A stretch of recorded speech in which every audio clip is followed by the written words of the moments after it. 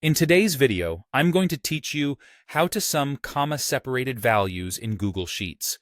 If you've ever had a single cell that lists numbers separated by commas, like 10, 20, 30, and you want a quick total, there's no need to retype anything or create a bunch of helper cells.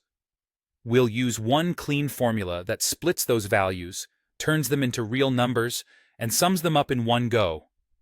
Start by opening your Google Sheets document and locating the cell that holds your comma-separated values.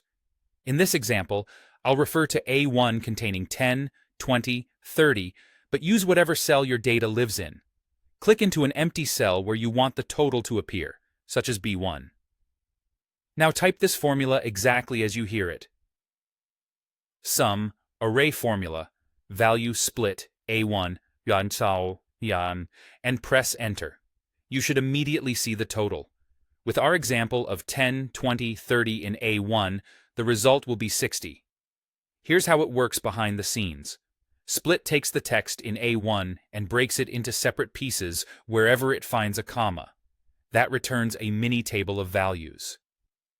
Array formula tells Google Sheets to handle that entire set of values at once rather than one at a time. Value then converts each split piece, which is still text, into an actual number. Finally, sum adds all those numbers together for the final total. A couple of helpful notes as you use this.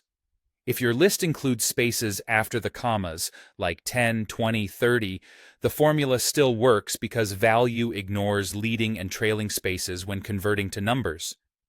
If your cell has anything that isn't a number, such as text or symbols, value may return an error, so make sure your list contains only numeric entries. Also, if your data isn't in A1, just replace A1 in the formula with the correct cell reference.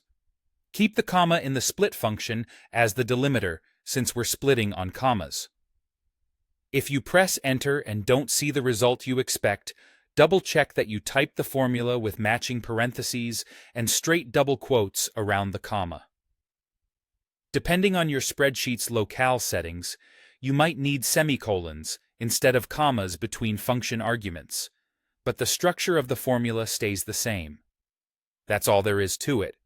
With this single formula, you can quickly total any comma-separated list of numbers stored in one cell, keeping your sheet clean and your workflow fast.